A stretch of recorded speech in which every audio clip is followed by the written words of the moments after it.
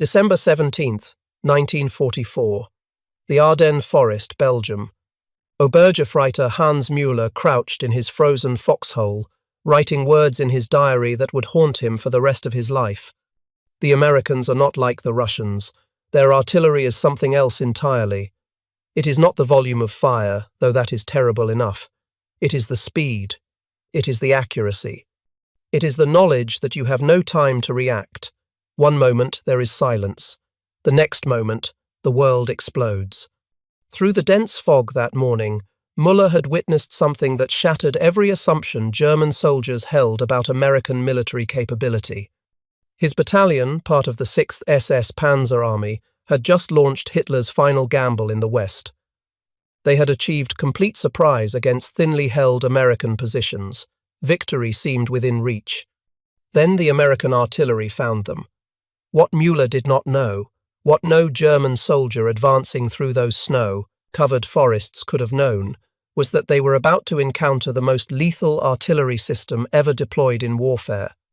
A system so advanced, so devastating, and so precisely coordinated that it would break the back of Germany's last offensive and reveal the true depth of American military superiority. The collapse had begun long before the Battle of the Bulge.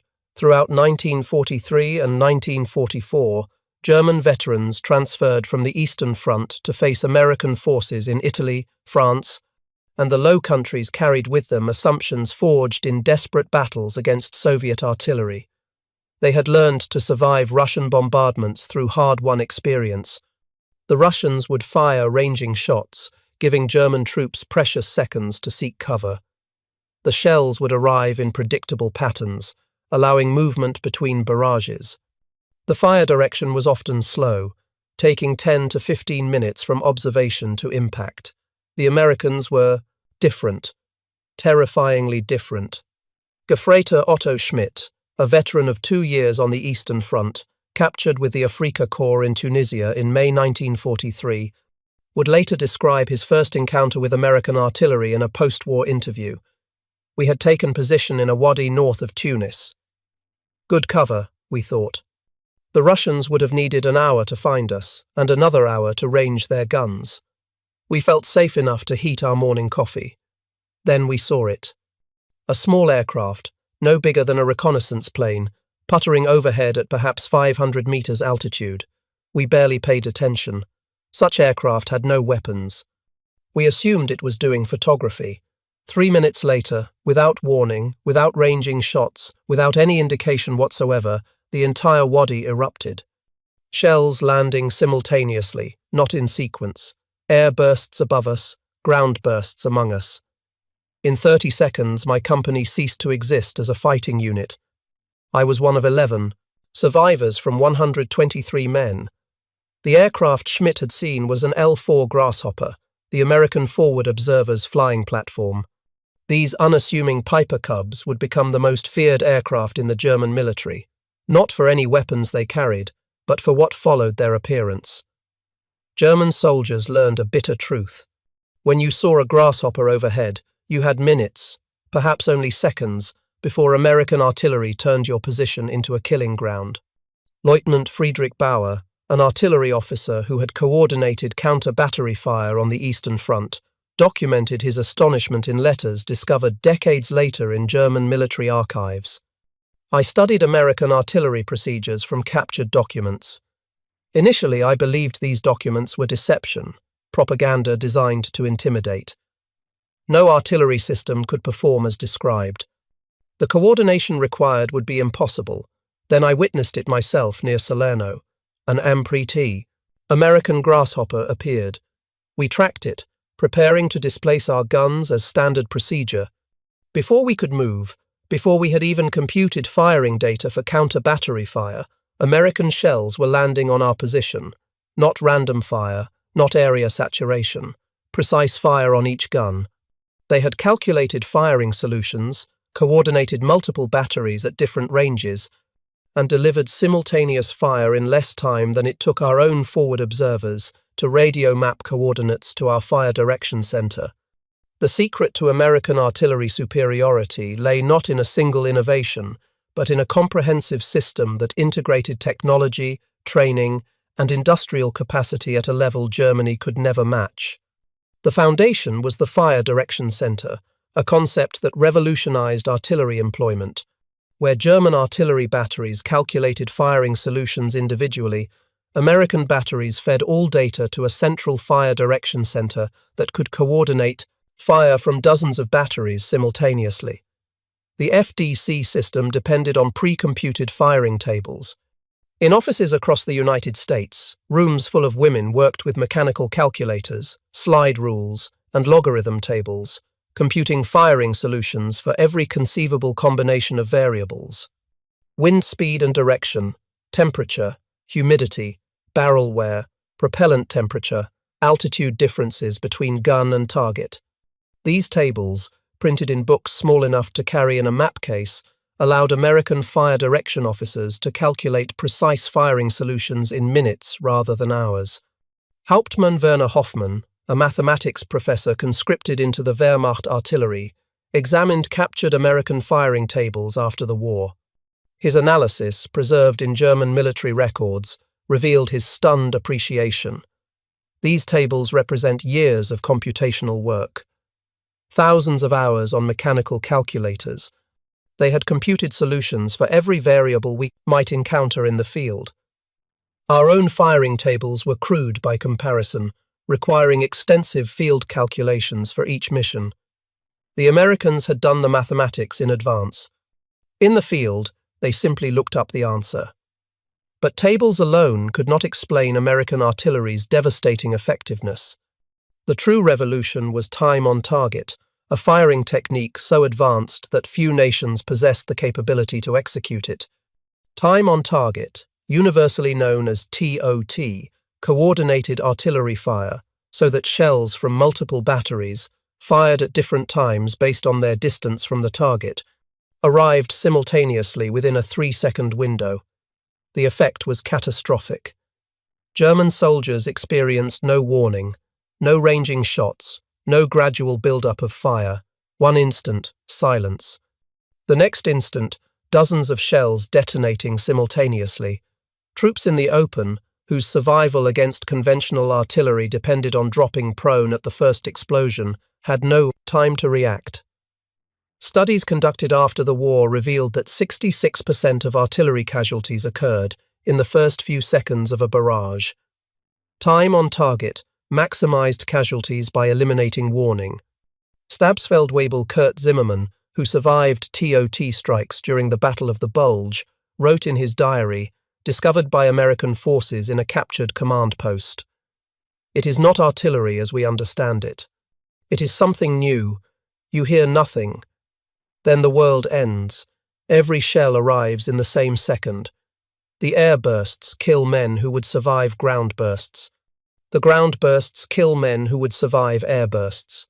There is no time to dive for cover, no time to reach a hole, no time even to drop flat. You are simply alive one moment and wounded or dead the next." The speed of American artillery response shocked German commanders. German artillery, considered among the world's best, could deliver fire in 8 to 10 minutes under ideal conditions. American artillery routinely delivered accurate fire in 3 minutes. This speed derived from multiple factors. American forward observers used new FM radios that provided clear, static, free communication. German forces still relied primarily on AM radios plagued by interference. American radios were also far more numerous. Every infantry battalion had multiple radio-equipped forward observers. German battalions typically had 1 or 2 radios, often shared between units. The forward observers themselves represented another American advantage. German forward observers were artillery officers, often lacking infantry training or experience. American forward observers were specially trained personnel who understood both artillery and infantry tactics.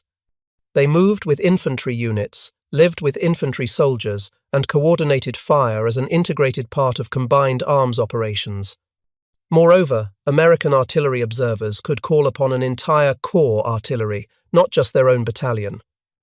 The system allowed a single forward observer to coordinate fire from dozens of batteries within minutes. A lieutenant calling for fire support could bring down the weight of metal equivalent to a small airstrike, delivered more accurately and more rapidly than any air support could provide. Oberst Heinrich Müller, commander of an infantry regiment destroyed near Saint-Lô in July 1944, documented this capability in his final report. A single American infantry company, surrounded in a village, held my entire regiment for 6 hours. Every time we attempted to assault, artillery fire drove us back. Not from one battery, but from what seemed like dozens of batteries. The forward observer with that company, probably a lieutenant or captain, commanded more firepower than I could bring to bear with my entire regimental artillery. We lost 400 men attempting to overrun 120 Americans. We failed. The artillery pieces themselves demonstrated American industrial superiority. The M2A 105mm howitzer, the standard American light artillery piece, was a marvel of engineering and manufacturing. Rock Island Arsenal had perfected production techniques that allowed rapid manufacturing to precise tolerances. By the end of World War II, 8,536 M2A1 howitzers had been produced. Each American infantry division had 36 of these howitzers, organized into 3 battalions of 12 guns each. These battalions were fully motorized, towed by trucks or half-tracks that could move at highway speeds. Displacement from one firing position to another, an evolution that took German horse-drawn artillery 2 to 3 hours, took American motorized batteries 20 to 30 minutes. The contrast in mobility was stark. German artillery remained predominantly horse-drawn throughout the war. Despite Nazi propaganda showing mechanized panzer divisions, approximately 80% of drone from German motive power relied on horses for transport. Germany started World War II with 514,000 horses and ended with 1,198,000 by February 1945. Each German artillery piece required 6 to 8 horses and took hours to limber, move, and unlimber. In muddy or winter conditions, movement became nearly impossible. Gefreiter Paul Richter, assigned to a German artillery battery in Normandy, kept a detailed diary that survived the war. We watched American artillery displaced during a battle. They fired their mission, then trucks appeared. Within 20 minutes, the entire battery had limbered their guns and departed. We required 2 hours minimum to perform the same evolution, and that assumed good weather and roads. In mud or under fire, we might need 4 hours. The Americans would set up at a new position and be ready to fire again before we had finished moving. We were fighting a 19th century war with horses against an enemy fighting a 20th century war with trucks. The outcome was inevitable. American 155mm howitzers provided even more devastating fire support. Each division had 12 M1 155mm howitzers in a separate battalion. These guns, firing 43-kilogram shells to ranges exceeding 14,000 meters, provided the division commander with a heavy punch capable of destroying fortifications that would survive smaller caliber fire. The 155mm was itself a triumph of engineering. Designed in the late 1930s and standardized in May 1941, it combined range, accuracy, and reliability. 10,300 were produced during the war. The gun could be towed at highway speeds by a truck or half-track, allowing rapid displacement. Rate of fire was 4 rounds per minute, though well-trained crews could briefly achieve 6 rounds per minute. But even these divisional assets paled beside the artillery available at Corps and Army level. American Corps artillery typically included battalions of 155mm guns, 8-inch howitzers, and even massive 240mm howitzers. These weapons, capable of destroying any fortification, could be called upon by forward observers at battalion level. The pyramiding of firepower meant a single rifle company could, within minutes, bring down fire from divisional, corps, and even army artillery. German artillery, by contrast, was rigidly organized. Corps and army artillery were separate commands, not available to support divisional operations without extensive coordination and approval through multiple headquarters. German infantry divisions had their own artillery, but calling fire from corps artillery required routing requests through division to corps, often taking hours for approval. By the time fire arrived, if it arrived at all, American mobile warfare had moved the front line. Lieutenant Joachim Weber, a forward observer who had requested corps artillery support during the Normandy campaign, documented his frustration. "I called for corps artillery at 09:15 hours. The enemy was massing tanks for an assault on our position. I provided exact coordinates, described the target, explained the tactical situation. At 13:30 hours, 4 hours later, I finally received fire, 3 salvos. By that time, the American tanks had completed their attack and withdrawn. Our position was overrun. I survived only by luck. The corps artillery, which might have saved us, arrived too late to matter. The technical sophistication of American artillery extended to the ammunition itself. While Germany struggled with propellant shortages and inconsistent shell production, American industry delivered ammunition in seemingly unlimited quantities, manufactured to precise specifications that ensured consistent performance.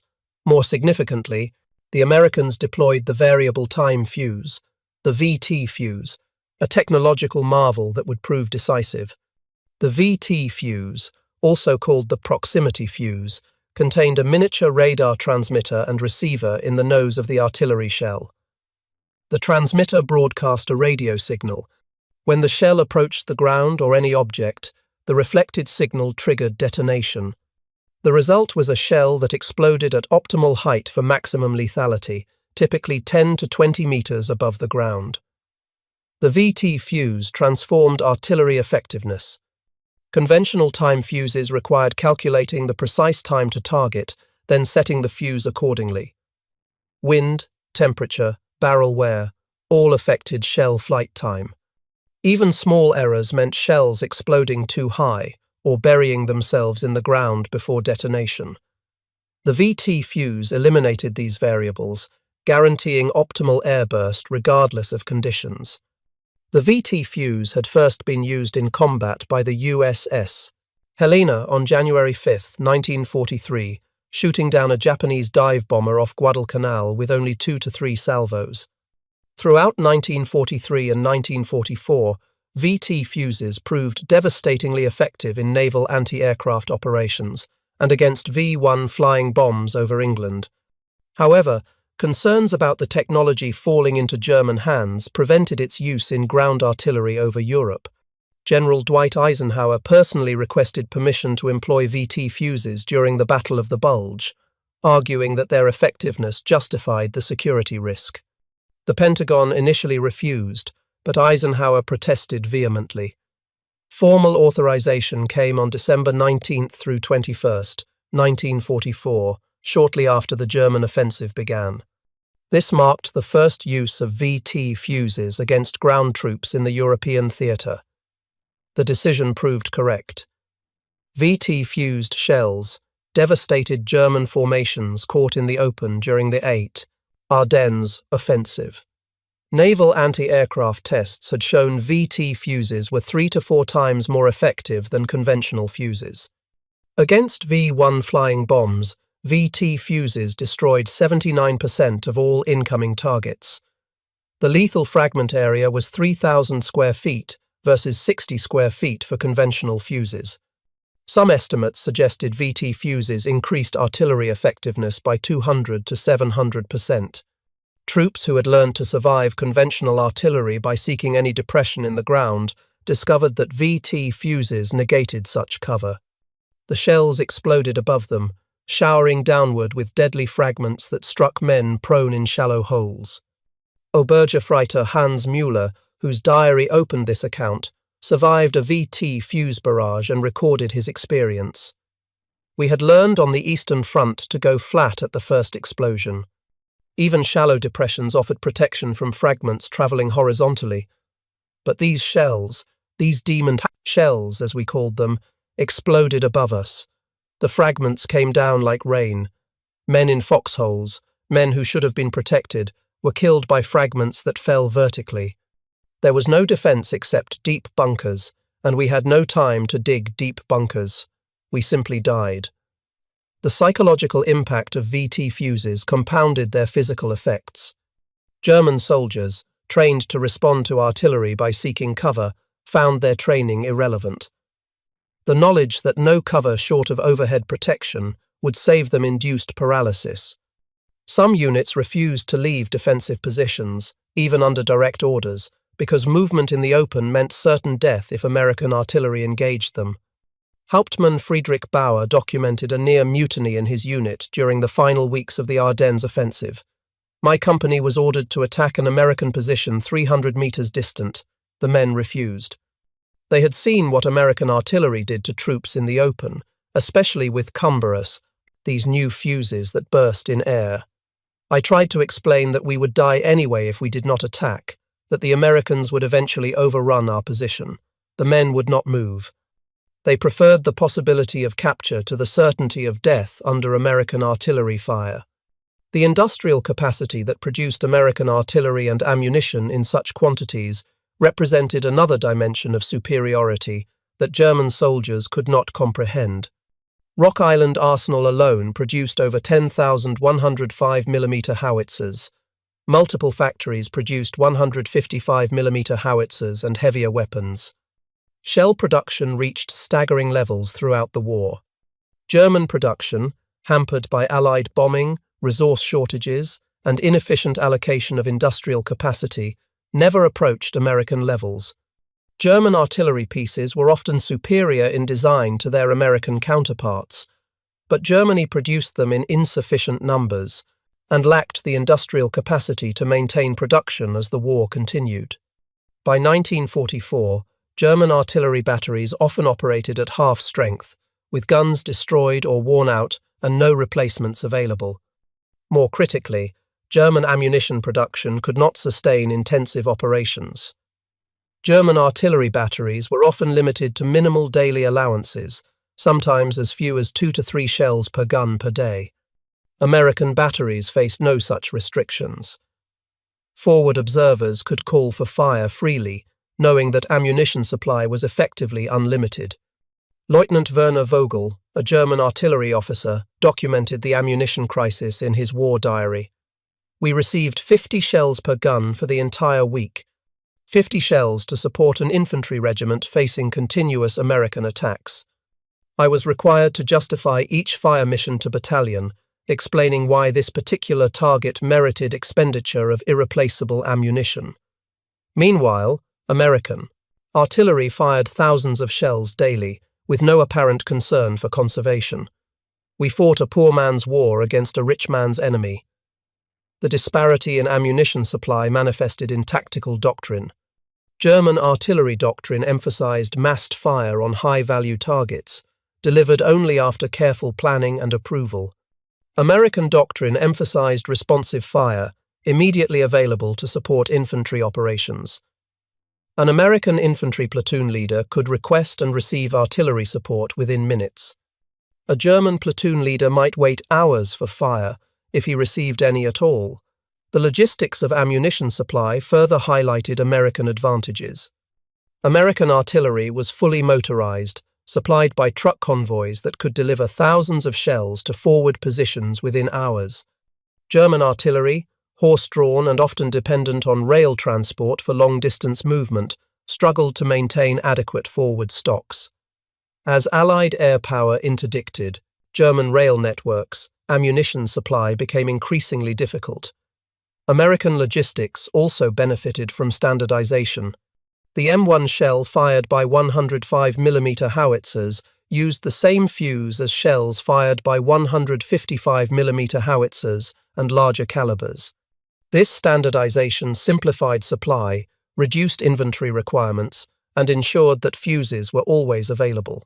German ammunition production, plagued by multiple fuse designs and caliber variants, suffered chronic shortages of specific components, even when overall production remained adequate. The superiority of American artillery created a cascading effect on German tactical options.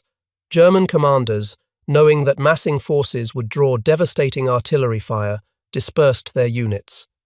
But dispersed units lacked combat power, and could be defeated piecemeal.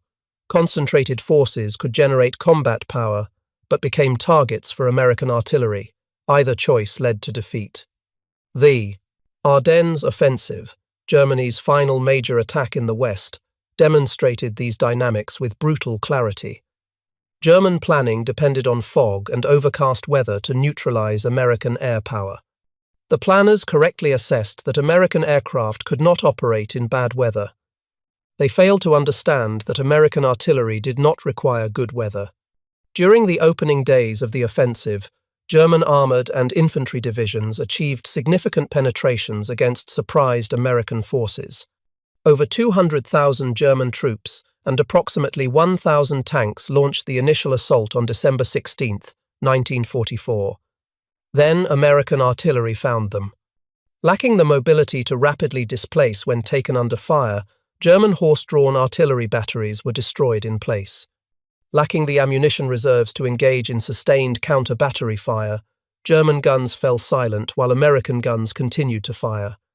Stabsfeld-Webel-Kurt, Zimmermann, whose diary provides extensive detail on German artillery operations during the Bulge, recorded the disparity. Our battery was located in woods south of St. Vith. We had 50 shells per gun, our entire allocation for the operation. We fired a mission in support of our infantry. Within 10 minutes, American counter-battery fire destroyed 3 of our 6 guns and killed most of the horses. We attempted to displace the remaining guns but lacked horses to move them. We abandoned the guns and withdrew on foot. This was the pattern across the entire front. Our artillery was silenced while American artillery continued to fire without pause. At Bastogne, American artillery ammunition was actually restricted to only 10 rounds per gun per day on December 22nd due to shortages. Despite this constraint, American artillery proved decisive in breaking German attacks around the surrounded town. When the weather cleared after Christmas, supply resumed, and American artillery fire intensified dramatically. During the entire Bulge campaign, 4,155 American guns fired 1,255,000 artillery rounds. German units that had penetrated 50 kilometers into American lines found themselves trapped, surrounded by American forces that could call upon unlimited artillery support once resupply resumed. Oberst Heinrich Müller, whose regiment had been destroyed at St. Lo 6 months earlier, commanded a replacement regiment during the Bulge. His final report, written in a prisoner of war camp after his capture in January 1945, provides a stark assessment. We were defeated by American artillery before we were defeated by American infantry or armor. Every movement we made was observed by their aircraft and engaged by their artillery. Every concentration of forces was broken up by artillery fire before we could attack. Every defensive position was smashed by artillery before their infantry assaulted. We could not move, could not mass, could not defend. We simply absorbed artillery fire until we ceased to exist as an effective force. The offensive, planned to drive through to Antwerp and split Allied armies, stalled after less than a week, broken primarily by American artillery. Units that began the offensive at full strength ended it with 30 to 40% casualties, with artillery fire accounting for the majority of losses. The lessons learned by German soldiers who survived American artillery came too late to change the war's outcome. Those captured and sent to prisoner of war camps in the United States discovered that the artillery system that had destroyed their units represented just one aspect of American military capability. The industrial capacity that produced tens of thousands of artillery pieces and millions of shells was the same capacity producing tanks, aircraft, trucks, and every other implement of war in quantities that dwarfed German production. Gefreiter Otto Schmidt, captured in Tunisia and held at a camp in Texas, wrote in a letter that passed American censors. I have seen American industry. I have watched trains carrying artillery pieces, hundreds of them, moving toward ports for shipment overseas. I have seen factories producing shells by the thousands. The Americans defeated us not through superior tactics or superior soldiers, though their tactics were good and their soldiers brave. They defeated us through sheer industrial might. They could afford to fire 100 shells where we fired 1. They could afford to lose equipment and replace it within days. We could not match this, could never match this, no matter how long we fought. The German prisoners of war who witnessed American artillery training exercises in the United States saw firsthand the professionalism and preparation that made the system so effective. American artillery crews trained constantly, practicing the coordination and communication that allowed time-on-target missions. Forward observers worked closely with infantry units, practicing the integration that made American combined arms operations so effective. Lieutenant Friedrich Bauer, the artillery officer captured in Italy, attended lectures at a prisoner of war camp where American artillery officers explained their methods. His notes, preserved in German archives, reveal his professional admiration. They have systemized everything we did by individual skill and initiative. Where we depended on talented artillery officers computing firing solutions through experience and calculation, they created tables that allow average officers to achieve the same results. Where we depended on good radio operators maintaining communication under difficult conditions, they produced radios so reliable that even minimally trained operators could maintain contact. They have taken the art of artillery and transformed it into an industrial process, repeatable and scalable. This is the secret of their success.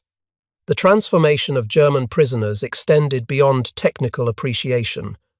Many realized that German propaganda about American military weakness had been completely false.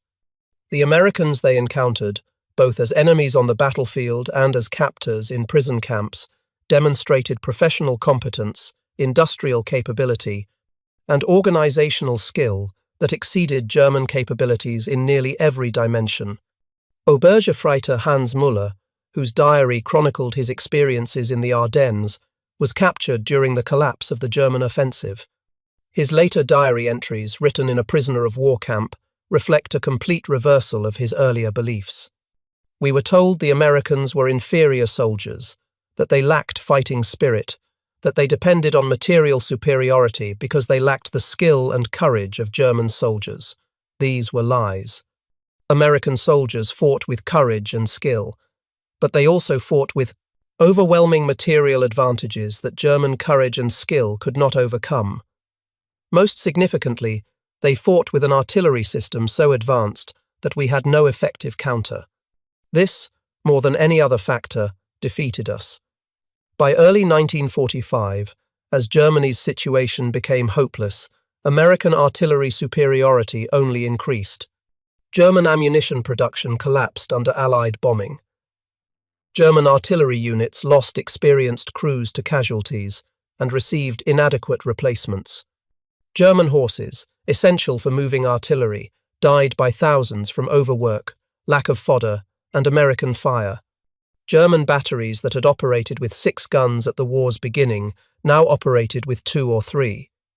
Some divisions had no functional artillery at all. American artillery, by contrast, grew stronger. Production continued to accelerate, even as the war in Europe approached its end. American factories produced more artillery pieces in 1944 than in any previous year. Ammunition production reached levels that allowed American forces to fire without restriction.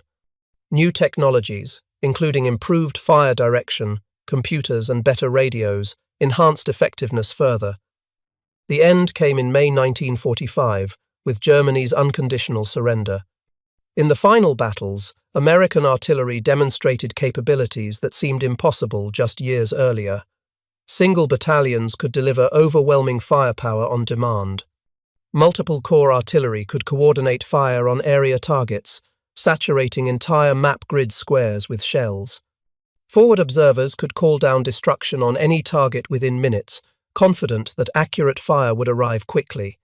German survivors of these final battles carried with them profound respect for American artillery. Hauptmann Werner Hoffmann, the mathematics professor who had analyzed American firing tables, was captured in the Ruhr pocket in April 1945. His final military report, written for American intelligence officers, provided professional analysis of American artillery effectiveness. The American artillery system represents the culmination of industrial age warfare.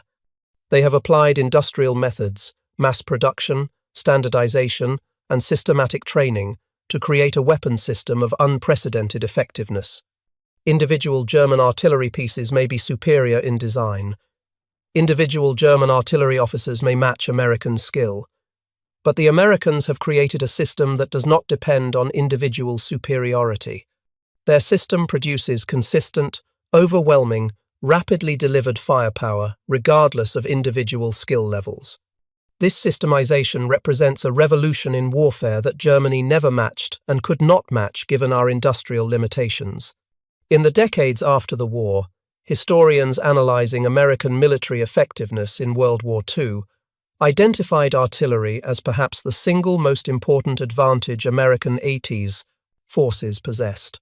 While tanks and aircraft received public attention, it was artillery that broke German attacks, supported American advances, and inflicted substantial casualties in the Western theater.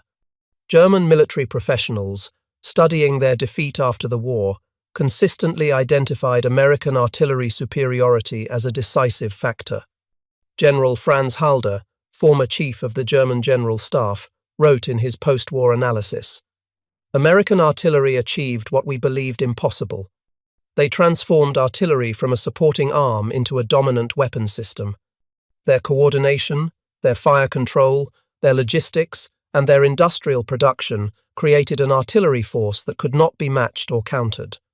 German forces in the West operated under constant artillery threat, unable to mass without drawing devastating fire, unable to move without observation, unable to fight effectively under the weight of American shells. The tactical innovations developed by American artillery during World War II became the foundation for modern artillery doctrine. Time on target remains the standard method for coordinating artillery fires. Fire direction centers remain the hub of artillery operations. Forward observers, closely integrated with maneuver forces, remain essential for delivering responsive fire support. The basic structure established by the United States in World War II persists to this day. The proximity fuse represented such a significant advance that its full impact remained classified for years after the war. The psychological impact, combined with the physical casualties, often broke unit cohesion entirely. German soldiers caught in the open by VT-fused shells had no effective defense. For the German soldiers who faced American artillery, the experience left permanent impressions. Stabsfeldwebel Kurt Zimmermann, who survived multiple TOT barrages during the Bulge, emigrated to the United States in the 1950s. In a 1960 interview, he reflected on his wartime experiences. "I have been asked what weapon I feared most during the war. Not tanks, though German tanks were inferior to late-war American tanks. Not aircraft, though American air power was overwhelming. Not even American infantry, though they fought well. The weapon I feared most, the weapon that gave me nightmares then, and sometimes still does today, was American artillery. The sudden, devastating fire that arrived without warning. The knowledge that you might die without ever seeing your enemy, killed by shells fired from guns kilometers away. This was true terror. The story of German soldiers and American artillery is ultimately a story about the transformation of warfare in the industrial age. Individual courage and tactical skill remained important, but they were overshadowed by industrial production, systematic training, and organizational efficiency. The Americans had created a system that amplified the capabilities of average soldiers, making them more effective than exceptional German soldiers fighting with inferior systems and inadequate support. The artillery that broke German forces in World War II was not the product of a single innovation or a brilliant individual. It was the product of systematic analysis, industrial application, comprehensive training, and abundant resources. It represented American military power at its most effective, using industrial capacity and organizational skill to create overwhelming combat power. For the German soldiers who faced this system, the experience was transformative. They entered the war believing in German superiority. They ended the war understanding that American industrial might and organizational capability had surpassed German capabilities. They had learned to fear American artillery above all other weapons, for it represented the unbridgeable gap between German methods and American power.